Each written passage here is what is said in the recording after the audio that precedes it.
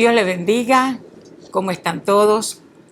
Yo soy la apóstol Leti de González. Vengo a hablarles un poco de lo que es la oración. Y entre tantos y tantos testimonios de la vida, tengo 3 especiales que quiero que entren en sus corazones y pueda ser de ayuda para que su fe crezca.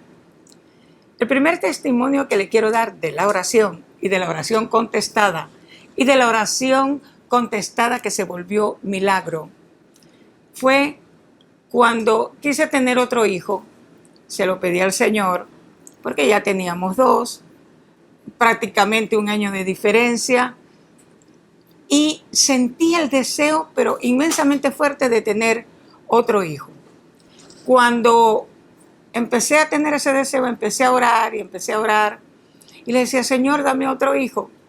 Y mi esposo decía que no, porque desde que éramos novios habíamos concordado, en acuerdo, ¿verdad?, valga la redundancia, que solamente íbamos a tener 2 hijos. Si era hembra y varón, eran 2 hijos. Empecé a orar y a clamarle al Señor, y cada vez que le hablaba a mi esposo del tema, él decía que no, que ya teníamos 2 y que así los podíamos educar bien y darle los cursos y lo que ellos necesitaban. Y bueno, me desanimaba nuevamente, pero persistí en la oración, porque Dios me ha enseñado a persistir, a creer, a orar, a esperar. Y después de 11 años, en esa espera, y siempre creyéndole al Señor, un día mi esposo, la última vez que le pregunté, me dijo: ¿estás segura que quieres tener otro hijo? Y yo le dije sí. Tengo 11 años pidiéndole a Dios ese hijo. Y me dijo una palabra clave que le he dicho muchas veces. Solamente me dijo: vamos a darle. Esa palabra fue milagrosa. Esa palabra fue un sí y un amén de Dios. Y a los 2 meses de que él accedió a 11 años de oración, quedé embarazada. Que el que es ahora el pastor de Adonai Central, Samuel González da Piedade. Una oración que Dios contestó si yo me hubiera desanimado, si yo no hubiera persistido, pero no es en el tiempo mío, es en el tiempo de Dios y en el tiempo correcto. Luego de allí, como les digo, entre tantos milagros y tantas oraciones contestadas, les voy a dar otra que fue muy, muy importante para nuestras vidas. Vivíamos alquilado en un apartamento, en el apartamento número 3A, en el edificio donde vivimos. Y un día el dueño del apartamento 1B me dice: voy a vender el apartamento, ¿lo quieres? Y yo le digo: claro que lo quiero. Déjame consultar con mi esposo. Voy y le digo a mi esposo: están vendiendo el 1B.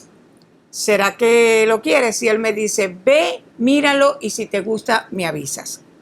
Usted dirá: ay, pero tenían la plata, que ni preguntaron cuánto era. No, no había dinero.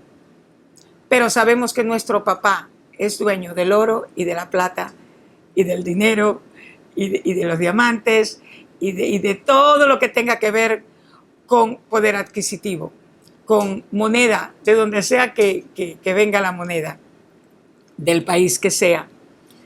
Y le creímos al Señor, y mi esposo me dice, cuando lo vine a ver al apartamento, me encantó, y me dice: ¿te gusta? Le digo yo: sí, me encanta. Y le digo a mi esposo: vamos para que lo veas. Y me dijo: no, si a ti te gusta, lo compramos. Y le digo yo: ¿y con qué lo vamos a comprar si no tenemos dinero? Y mi esposo me dijo: dile que sí, que lo vamos a comprar. Yo siempre le he dicho a mi esposo: tu fe es más grande que la mía. Y en el momento que tú me digas, yo te tomo de la mano, cierro los ojos y creo. Creo porque tenemos un Dios vivo, un Dios que cumple su palabra, que Él es un sí y un amén. Y si yo estoy en comunión con el Señor, y si yo tengo libre acceso al lugar santísimo, porque me ha perdonado mis pecados, y al que cometo voy, pido perdón, me arrepiento de corazón y vuelvo al lugar santísimo nuevamente. donde Él oye completamente todo lo que tú dices, porque tienes la revelación del Espíritu Santo de saber cómo pedir. Y vengo y le digo al dueño del apartamento, sí, lo vamos a comprar. Y me dice, ¿cuánto tienes? Y le decimos, no tenemos dinero. ¿Y cómo me lo vas a comprar? No sé, mi esposo me dijo que te dijera que lo vamos a comprar. Pasaron unos días, yo estaba tan emocionada con el apartamento porque habíamos vivido muchos años alquilados y fue tanta la felicidad del creer que Dios iba a hacer algo para que pudiéramos tener la propiedad. Un día me manda a llamar nuevamente el vecino, que ni siquiera era amigo, ni su esposa, éramos vecinos, pero había oído de nuestro testimonio como cristianos, de testimonio de verdad, no de dos caras, no de una cara afuera y otra cara adentro, sino que creíamos a Dios dentro de la casa y fuera de la casa, y orábamos y creíamos y sabíamos que nuestro Dios responde. En ese momento el vecino me vuelve a llamar y me dice, vamos a hacer una cosa, yo quiero que el apartamento les quede a ustedes. Yo voy a hacer un préstamo a mi nombre y ustedes lo van a pagar. Un préstamo a nombre de él con toda la responsabilidad de él, con un fiador que no me acuerdo ni quién era, hizo el préstamo y nosotros compramos el apartamento con el dinero que él prestó. Era para pagar en un año y Dios por la fe, por creer en él, era para pagarlo en 5 años y por creerle al Señor y dar los pasos de fe, en un año firmamos la compra del apartamento sin deberle a nadie. Y la última, muy importante, de las 3 que les voy a decir, fue la salvación de mi hermano. Tengo un solo hermano de madre y padre. Siempre decía, Señor, tú dices que si yo creo en el Señor Jesucristo, seré salvo yo y mi casa. Y mi hermano no cree en ti. Mi hermano cree a su manera, a su forma. Y yo te pido, por favor, que él te conozca. Y que tenga una buena relación conmigo, porque no la tenía, porque yo era cristiana y él no. Y éramos muy, muy, muy diferentes. Pasó el tiempo y yo decía, Señor, han pasado tantos años y no hay forma de que mi hermano quiera venir a ti. Y un día tuve que hacer un viaje, permitió el Señor que hiciera un viaje con mi mamá a Portugal. Y estando en Portugal, Dios me habla y me dice, ve a la casa de tu padre, donde nació, y revoca y cancela toda maldición generacional que tenga que ver con que él no me ame y con que él no te ame y con que él tenga tantas cosas negativas que no ha podido romper.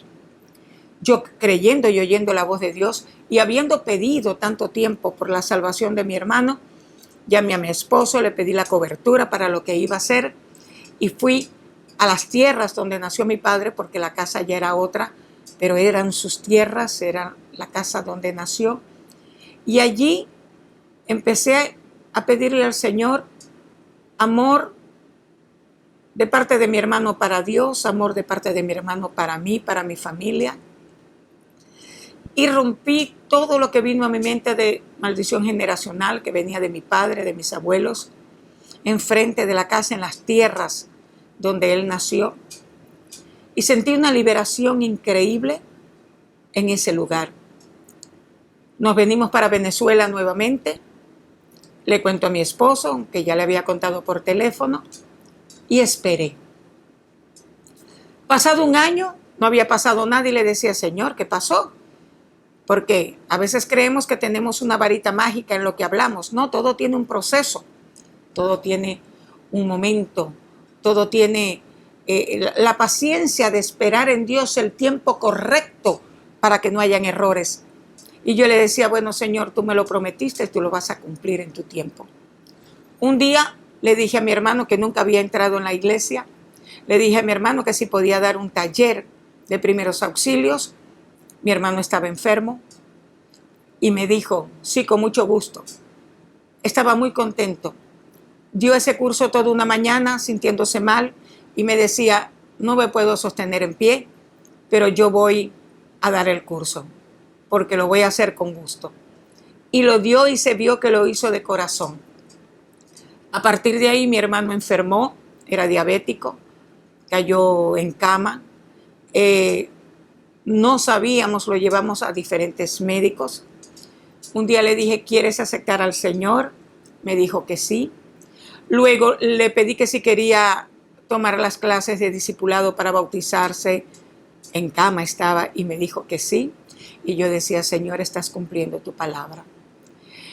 Llegó un momento en que se puso muy mal. Nos dimos cuenta que tenía cáncer terminal. Antes nadie lo había dicho. Y sabíamos que su muerte era para vida eterna. Lo que nunca me había dicho en la vida, me dijo, hermana, te amo. Nunca lo había dicho, nunca lo había pronunciado y nunca lo había demostrado. Me dijo que iba a estar con el Señor y que se quería ir y que iba a ver a nuestro Padre. En esa semana le preguntamos después de las clases que si quería bautizarse. Él nos dijo que sí. Y estaba tan claro en lo que iba a pasar que Samuel, el pastor Samuel, estaba de viaje en una gira de conciertos en otros estados y le dijimos, pero espera una semana más a que llegue a Samuel, que era el que faltaba de la familia. Y me dijo, no lo puedo esperar porque no tengo tiempo. Ese domingo lo bautizamos, fue muy emotivo. Faltaban 5 días para que mi primera nieta de parte de mi hijo Pablo y Ana naciera. Y lo bautizamos. Ana, recuerdo que le cantó una canción hermosa. Oramos con él. Él estaba en paz y el día jueves, después del bautizo, partió con el Señor. Con una cara que le dije al Señor, quiero que esa cara permanezca en mi memoria. Era una cara de paz, de gozo, y lo vimos partir con el Señor. Sin dolor en ese momento, sin angustia, con una cara de paz, diciendo, voy a ver al Señor. Una oración contestada milagrosamente de alguien que nunca quiso saber del Señor. Y viendo yo cómo Dios contesta las oraciones, si yo creo y si espero. Mi espera con mi hermano fue de casi toda la vida, pero Dios permitió que partiera para que estuviera vivo y para que yo lo volviera a ver. Esos son los 3 testimonios de oración contestada y para mí las 3 fueron milagros de Dios y son tantas más, pero en este tiempo no puedo seguir hablando porque es corto lo que necesito entregar para activar su fe. Y declaro que su fe se activa en lo que esté pidiendo, creyendo que Dios está en acuerdo y eso créame que vendrá en el tiempo de Dios y en lo que necesitamos de espera para ver el milagro, para ver la respuesta a la oración. Dios les bendiga, Dios les guarde y sigan creyendo, sigan pidiendo y sigan esperando en el Señor.